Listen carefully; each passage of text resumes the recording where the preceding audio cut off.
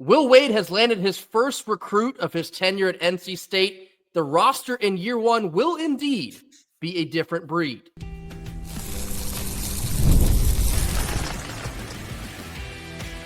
You are Locked On Wolfpack, your daily podcast on the NC State Wolfpack, part of the Locked On Podcast Network, your team every day. What's up, Wolfpack Nation? It's time to get locked in with Locked On. Thanks for making Locked On Wolfpack your first listen each and every day.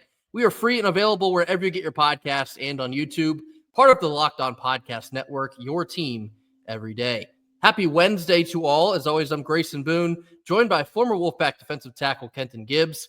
Apologies for no Tuesday show. As you might be able to hear, I'm still on the lam because something they put in this pollen this year is different. So you could probably hear a difference in my voice. You can probably see a difference in my face, but if you can't, no, that is just my regular face. I'm ugly. Sorry about it. I was in Guantanamo Bay yesterday, unable to record a podcast without sneezing like every 14 seconds. We'll see how long I can get through today's podcast without that being the case. But back at it here, we have news to share. Will Wade has landed his first recruit during his tenure here at NC State. And it's a familiar face, at least for Will Wade. It is guard Alyn Breed. He was with Will Wade down at McNeese this past season. However, only got 2 games out of him before he suffered a season-ending knee injury. Alyn Breed was previously with the Providence Friars for 3 years, also had to sit out a year due to suspension. So this is a 23-year-old guard. He's certainly well-seasoned in the realm of college basketball. He will join NC State for his last year, Kenton. How big of a deal is this to finally kick this thing off and start building out a roster? It is massive to start building a roster, especially around a player like Alyn Breed. Don't get me wrong. This is – I want to make this very clear, right? This is a young man that has made mistakes in his past. That is not something we're going to gloss over, something we're going to dismiss, something we're going to run from on this podcast. That is a legitimate thing that has happened here. With that in mind, I look at this situation and I say to myself, this is a young man that Will Wade talked about being very contrite, owning up to his mistakes, growing and developing into a better young man from those mistakes. And even beyond that, I mean, if you talk about who he is on the court, he was not just a guy for the Cowboys in their first few games when he was with them. He was the guy, the leading scorer, the guy that averaged 17 and a half. He shot the blood out of the ball in the 4 3-pointers that he did take this year. But again, he is going to add some scoring pop instantly. I would not be shocked at all if he was our leading scorer come next year because, again, this young man can fill it up at a high clip. Limited sample size, of course, to Kenton's point, but it does appear that he was supposed to be the quote-unquote guy for Will Wade at McNeese this past season. He had 18 in the season opener against South Dakota State. They're a very good basketball team year in and year out. Followed it up with a 17-point performance against the Alabama Crimson Tide. I think they did something like go to the Elite 8 this year. They don't play much defense, but the point remains. That was a big game for McNeese on the road nonetheless, and they didn't get blown out. They only lost by 8 points, and Alyn Breed gave you 17 points. So that proves that he can score at the highest of levels in college basketball. I think even though you can't really draw many conclusions from his stat lines, and he didn't honestly play a whole lot at Providence either. He's kind of waiting his turn in line to be the main guy in the rotation. It is hard to project what he'll do at NC State, but I think something that very clearly comes across is Will Wade has a ton of trust in this guy. He knows what he thinks he's getting in a player, and that is somebody that can contribute at NC State and play consistently at the ACC level. So it's nice to see a familiarity between Will Wade and the first commitment of this new era. I think that kind of goes hand in hand with some of the coaching staff that we'll cover here in a couple minutes as well. But it is kind of nice to finally get one across the finish line, so to speak. I mean, clearly, entering the portal with the no contact tag, this is probably a done deal for weeks on end. But to finally see this get pushed across your desk here, it allows the mind to kind of ease up a little bit. Because yes, I understand people are impatient. They want Will Wade to get cooking and they want to start building a roster here sooner than later. It's nice to get one in the bag here. We have some tape to watch, of course. We'll have to study up on what we may or may not get out of him as a player. But I do love the fact that Will Wade clearly has a ton of trust in this guy, so much so that he's bringing him with him to Raleigh. Yeah, I have no doubt about that. And again, this is, at the end of the day, this is just the first pickup of many to come. This is not the end of the roster. This is not the final setting where it's like, all right, well, we've got one ball player. Now we can set our entire roster around him. No. Again, if you're asking me, do you want to see a guard next door big next? It's the same answer as I gave before. Best player available. Okay. With all due respect, again, I talked about the, off-court things and the injury this last year. This is a situation where if you are talking about the goals laid out before this team, when you talk about top 4 seed in the ACC and making the tournament, you cannot do that if you are counting on a young man that has missed multiple years in the past already. That's your only source of like, hey, this is supposed to be our big backcourt score. That's foolishness. That's foolishness, okay? It's idiocy. It will not make sense, all right? That's just not how that works. But again, if he is healthy, if he is available, and all the things, and I think he'll be spectacular for this team. In the last couple of weeks, I've heard some whispers of Will Wade bringing some of his players from McNeese to Raleigh, and Alyn Breed was always mentioned in a few of those players that may or may not join him. So to get it now, pen to paper, it's a done deal. It gives you a little bit of peace of mind. The other name, I'll just go ahead and tell you because I do expect this to happen, is Quadir Copeland, and that is the most familiar name. A lot of people know Copeland. He was previously at Syracuse. He played a game in Raleigh with Syracuse against NC State. I believe it was last year. And he got into it a little bit with the crowd in the Lenovo Center. So some people are kind of rubbed the wrong way by Copeland, but he's a talented player. I think there's a little bit of refinement that his game needs in terms of turning the ball over and being a consistent force offensively. But he is a good ball distributor. He could create some offense more so than you'd think he would for a guy his size and his skill set. But I think Copeland is more than likely going to be the second. I kind of do think it'll only be 2 players from McNeese, but I do think Quadir Copeland will also join. Kenton, give me your quick thoughts on Quadir Copeland potentially coming to run with the Pack. Was he the guy that hit like 8 of 9 threes against us? No, that was Chris Bell, who actually also entered the portal, but no, not the same guy. Okay, gotcha. Hey, listen, I don't give a damn if he rubbed fans the wrong way or whatever the case may be. Don't care. Don't really care at all. Can you win? Can you come in? Can you win? Can you be counted on? Can you be relied upon? Will you make good decisions with the ball that's going to lead us in the right direction? That's all I care about. I think Copeland has grown in that way, and I think that he's very familiar with the sets that Will Wade's going to want to run at a high clip. So I'm not against it. I'm not against it at all. We'll talk more about Copeland if that does become finalized here in the coming days. But this is a player that actually took over much of the guard responsibilities because of Alyn Breed going down due to injury. So there's certainly even more familiarity there. And to the point about Copeland, just quickly, he averaged 4.5 assists, and he's a 6'6" guy, not exactly a point guard by nature, but kind of had to learn the position on the fly and was effective enough in doing so. And I get the Southland is not the ACC. There's something to be said for that. But Alyn Breed is in the bag for the Wolfpack officially, and I think that's a good get, with all the context that we do have at this point in time. But if Will Wade trusts that he can bring a player like that from McNeese to NC State and win in year one, because we know what the parameters are for this team. He wants to be a top 4 seed and make it the NCAA tournament. Obviously, he sees Alyn Breed as a key piece, potentially getting that done in year one. Alyn Breed officially now running with the Pack. We'll wait here with bated breath for any more announcements here in the coming days. But NC State finally has their first commitment of the Will Wade era. Alyn Breed, welcome to Raleigh. Coming up next, on a very similar note, Will Wade has also been filling out his coaching staff, which we've alluded to previously. More on this after a quick word from our sponsors.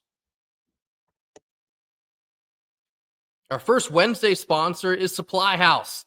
Get the supplies that you need from the site made for the skilled trades, Supply House. Whether you're in plumbing, HVAC, or electrical work, Supply House is the most reliable way to order your products online. Their easy-to-use website is packed with helpful resources and the latest product info to help you get the job done right. Plus, with their complete inventory of over 200,000 parts from the top 400-plus brands, you'll find exactly what you need delivered fast from coast to coast. If you need help with an order, Supply House offers expert support and industry-leading service for trade pros looking for an extra edge. Their free TradeMaster program offers exclusive perks like a dedicated phone line, free shipping, and discounts on every order. Thousands of skilled professionals are already taking advantage, and now it's your turn. Join the Trademaster program today at supplyhouse.com/TM, capital T, capital M, and start ordering plumbing, HVAC, and electrical supplies with just a few clicks. Plus, you can use the promo code SH5, that's capital S, capital H, and the number 5 for 5% off of your first order. Only on supplyhouse.com. Middle portion of our Wednesday show. As we've been discussing here the last couple episodes, Will Wade was placing a high priority on getting his staff in order before you start seeing players roll in through the portal. He's now had 3 assistant coaches formally announced, which probably was already happening behind the scenes, but now he kind of joked that they were waiting to get everything passed through HR. Clearly, they have finalized many of those details. So 3 assistant coaches are now joining Will Wade officially on the staff, the first of which was Adam Howard. Adam Howard spent the last 3 years with the Nebraska Cornhuskers, and he also spent time at a lot of other stops, kind of at the mid-major level. He spent time with South Alabama, Troy, Southern Miss, Morehead. Also had 1 year as an assistant coach at Tennessee. And Will Wade is kind of referring to Adam Howard as like the offensive coordinator of the team. And I think that's a really interesting way to kind of break this down. I think that's kind of how it works, like unofficially anyway. Like you have specific coaches that are working on your front court, and that kind of ties into the defense and whatnot. But to kind of coin one guy as like the offensive coordinator, it does feel like a little bit of a different type of approach. During Coach Howard's time at Nebraska, among the top of the Big Ten in scoring, if we can get those similar tweaks over here to Raleigh, might put some points on the scoreboard. We absolutely could. And I talk about this a lot with football, but it's the same thing with basketball. In terms of the type of coach you are, you generally need your assistants and other coaches to balance you out. For example, in the NBA, it was unheard of to have a quote-unquote defensive coordinator. But who was one of the first coaches to do that? Mike D'Antoni, because everything about his game is offense, offense, offense. We need to be scoring. And, before the shot clock gets down to 16, like that's what we're all about. So naturally, he was going to need somebody where he was weak on offense. Will Wade, to me, seems like the master recruiter. He seems like the CEO type of guy that manages everything, makes sure that everybody's where they have to be, and is willing to make the bold decision and the big swings. But somebody has to put everything in place in terms of the execution for those big swings. So, this hire of a guy who is going to be the, again, offensive coordinator, getting things set up in terms of, hey, these are the sets we want to run, or this is the pace that we want to play at this game. I think that's nothing short of a great hire. In addition to improving a lot of Nebraska's metrics there offensively, I've also seen that Howard was selected to the Top Connect Basketball Symposiums for 2023 and 2024, which is an annual event, top assistant coaches in the country. So think about it that way. NC State is now pulling in one of the top assistant coaches in the country who has done a lot of great work improving Nebraska basketball, which, with all due respect, is not a whole lot to be excited about. Nebraska ball, as I've heard they've called it. Big Ten basketball, we know it's kind of rough, and a lot of the games turn out to be rock fights. And so for Nebraska, of all teams, to have the most three-pointers made on average, I believe that was not this year, but the year before, for, again, Nebraska ball, that is something to hold your head high about. So certainly looking forward to a new breath of fresh air offensively, and Adam Howard seems to be the guy to do that in Raleigh. The second name to know is Brandon Chambers. Now, Brandon Chambers was on staff at McNeese, so he will follow him up to Raleigh. And I've seen that Brandon Chambers is, quote-unquote, the defensive coordinator of this coaching staff. I know that Brandon Chambers is a very high-energy guy. When I was watching McNeese in March Madness, I saw this other coach just always, jumping up and down. I was like, who is that guy? It was Brandon Chambers. So you're getting a very high-energy, high-octane, very hands-on type of coach. He will be your quote-unquote defensive coordinator. He has had previous stops at Texas Southern. He was also with Will Wade very briefly at LSU. He was the director of basketball operations at Nevada, and then he spent some time at the high school level as well. He's a relatively younger coach. He graduated from VCU, ironically, the same time that Will Wade was there in 2011, so easy to make that type of connection. So he's a younger guy, and I think a younger guy on this staff with Will Wade, I think it's very easy to see Will Wade's swagger bleed into the rest of the coaching staff. Brandon Chambers is going to embody that. Absolutely. And when you think about defense, right? When you think about defense, especially in basketball, well, really in any sport, but especially in basketball, I remember the kid reporter at the NCAA tournament talking to Frank Martin and saying, hey, when you're coaching up defense, which is more important, the attitude or the attitude or skill or attitude or technique, something along those lines. And he said it starts with the attitude. We can work on the technique, we can work on all those things, but it starts with the attitude. Chambers is the type of guy, if you have watched any amount of McNeese this year, any, and I mean literally any. Grayson and I, our first full game watching McNeese was, in fact, in their conference tournament. And yet you knew Chambers was going to be a high energy live wire all over the place, yelling and screaming his head off for guys to be in position, get in the stance, get low, move your feet, all those types of things. That's what you need. That is the essence. He carries the essence of what really good defenders look like in basketball. So, I'm excited about these first two hires. I'm not going to lie to you at all.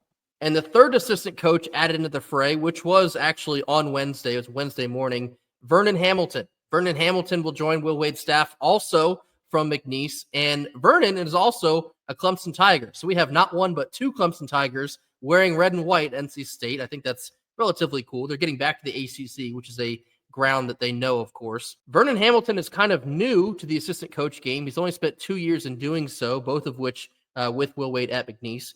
Prior to that, he was the director of player development at Georgetown for a year, the director of player development at LSU for 3 years. So there's the additional familiarity with Will Wade. He also spent some time at JUCOs, the Dallas Mavericks, and he started his career as a grad assistant at Clemson. So relatively new to being an assistant coach, but again, there's that familiarity, not just with Will Wade, but he's bringing the same guys that he just experienced a lot of success with.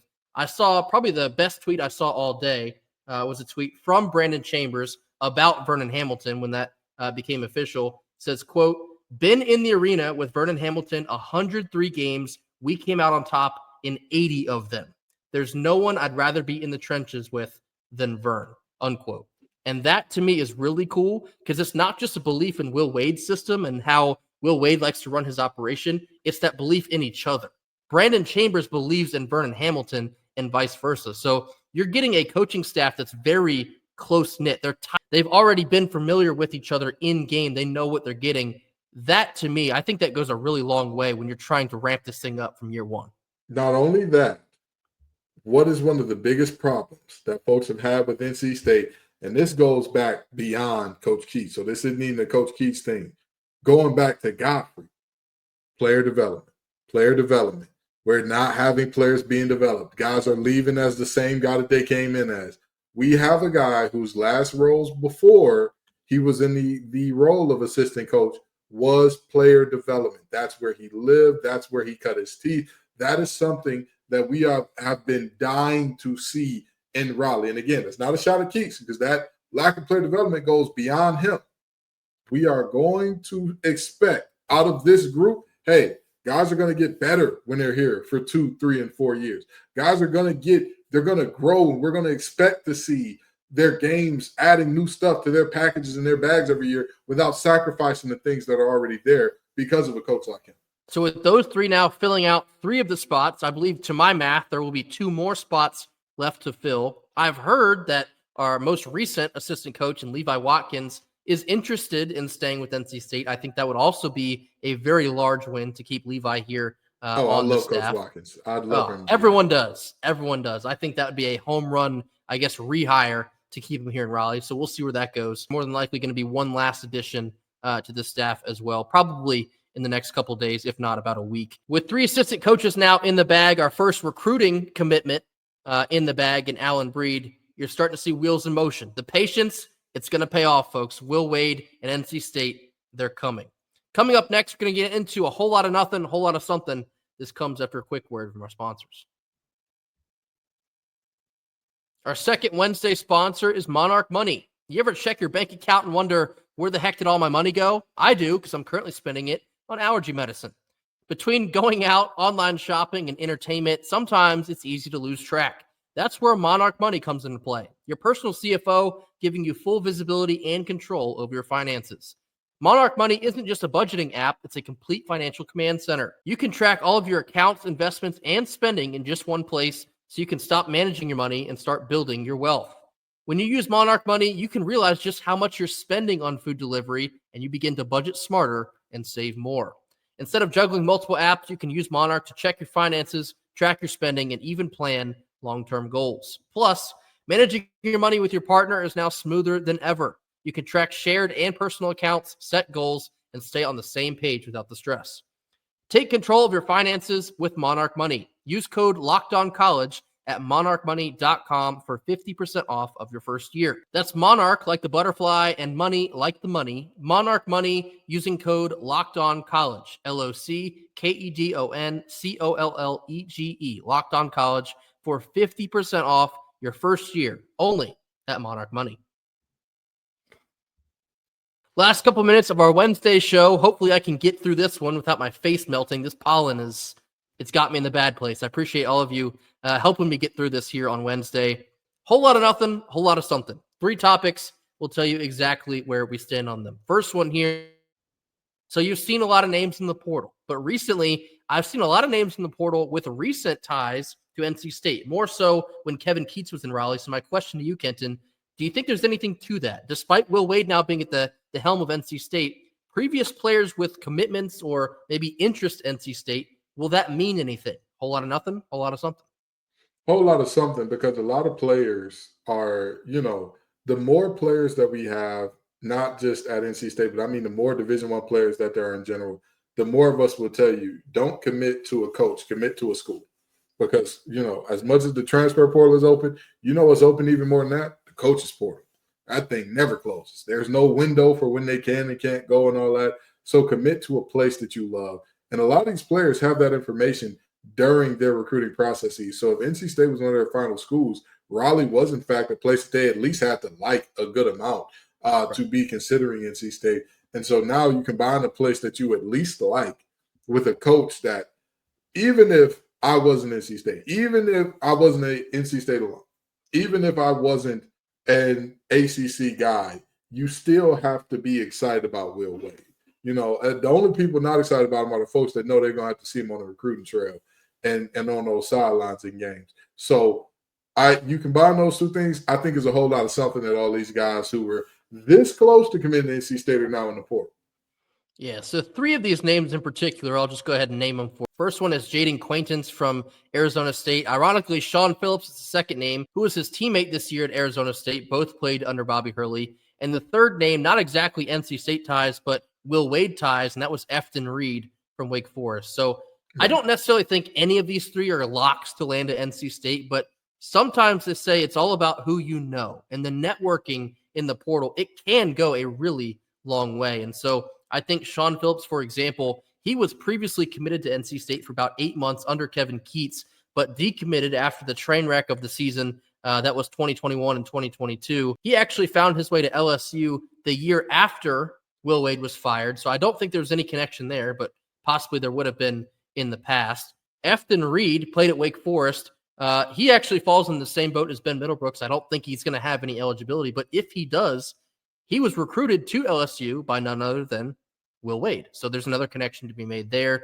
And the third one, Jaden Quaintance, he was very close to committing to NC State. Actually, I believe it was just this past year. He was NC State was in his final however many schools, and the final handful of schools ended up choosing Arizona State. So again, I do think there's something to be said about the former connections and maybe future connections to be made based on restoking your previous connections, but I don't necessarily think any of these 3 will wind up at NC State, but it's not nothing. I do think it's at least a little bit of a whole lot of something. Second one here is baseball related. They were 1-3 last week. They got run-ruled by USC Upstate. They lost the ACC series to Duke.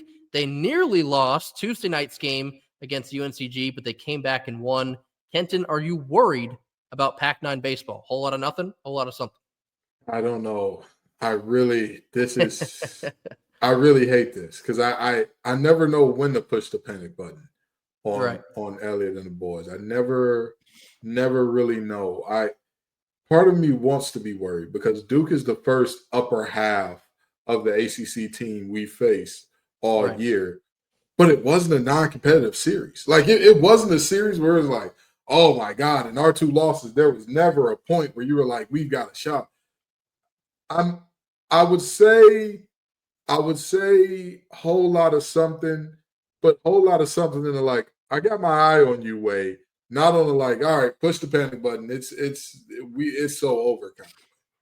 Yeah, I'm with you. I'm still in the camp of I'm not entirely worried, and I know I kind of sound like a Sunshine Squad guy because I'm always kind of upbeat on baseball, but I'm not worried either. I think there has been a little bit of concerning play. The defense at times has been rough on a pitcher they're not necessarily performing at a rate of giving up 5 runs, but 5 runs ended up scoring for the other team. There's just a slight disconnect between the offense and the pitching staff and the defense right now. I don't think it's unsalvageable. Clearly, there's a lot of talent on this team, but this is rolling into a situation where they got to find it again pretty quick. They have Virginia coming to Raleigh this weekend. Virginia was the team that was supposed to be one of the best in the country. They kind of came out in the opening stages asleep, and now they're starting to wake back up. So they want nothing more than to really wake up and come into Raleigh and sweep us. You got to find a way to turn it around and quickly and beat UVA. We were relying very heavily on Chris McHugh in the early stages. He's kind of cooled off a little bit. We haven't had anyone really step up, and I think Ryan Jaros needs a lot more ABs than he's been getting. Hopefully 2 home runs at Duke will keep him as a mainstay in the lineup. I'm not exactly that worried, but I guess like out of a 10, I'd say I'm like a 5. I think it's time that you kind of wake up a little bit, but don't quite hit the panic button yet. So I'll go a whole lot of something on that one. Last one here, Sinai Rivers basically penned her goodbye to Wolfpack Nation. I saw that NC State women's basketball put out a stat block. She is the only player in program history to score 1,100 points, grab 600 rebounds, dish 350 assists, 180 steals, and 100 blocks. The best part about all this, Kenton, she did it in only 3 years. Whole lot of nothing, whole lot of something. Whole lot of something. I mean, we've talked about her being the stat sheet stuffer supreme for the longest, and this accomplishment just goes to show that she is truly a one-of-one player, and she's going to be making noise in the W for years to come because, again, she's spectacular, man. She can do it all. You know, she has nights where she's very high scoring. She has nights where she isn't as high scoring. But one thing that you can always say, the effort will be there. And one of the things I talk about a lot that separates, in my opinion, good basketball players from great, when your shot is not falling, can you positively impact the game? That question has been put to bed. It's been tucked in. We've turned the AC and the fan on. We've turned on your favorite comfort show on Netflix. Maybe put some hot cocoa with the whipped cream on top of on the side to the bed because it's put to bed comfortably. I think that we all know Sinai Rivers is a hell of a ball player. You actually beat me to the punch there. The point about still finding a way to impact the game, that is like personified in Sinai Rivers because there was a lot of times where she'd be relatively inefficient, but she'd still grab 11 boards and somehow still dish out 8 assists. She was always finding a way to stat the stuff sheet, not even in like a garbage time way, because she was good enough to find other ways to affect the game. And I think that is a player that you will sorely miss, not just next year, but in the future, for years to come, because players are simply not built like Sinai Rivers. And she's going to go to the WNBA, to Kenton's point. She's probably going to have a very long tenured career and be very successful. She's also going to rep NC State really hard because this is a girl that has ridden for NC State really hard the last 3 years. She's become a fan favorite. Certainly hate to see her move on, but her skill set is not something that grows on trees. The amount of different ways she can impact the basketball game, it is so meaningful, especially to Westmore's program. So she's an all-time great, at least in my mind. I think she is an all-time great. I don't think that's hyperbole at all to see her move on from this program. We wish Sanaya and the rest of the seniors all the best in their future. That will do it for us here on Wednesday. Again, thank you all for bearing with me. I know I probably sound and look like crap. Pollen is no bueno this time of year for me. Thank you all for joining us. Mash that like button. Drop your comments in the comment box. Mash that subscribe button if you have not already. We'll catch you back here tomorrow on Thursday for more. And until then, go Pack. Go Pack.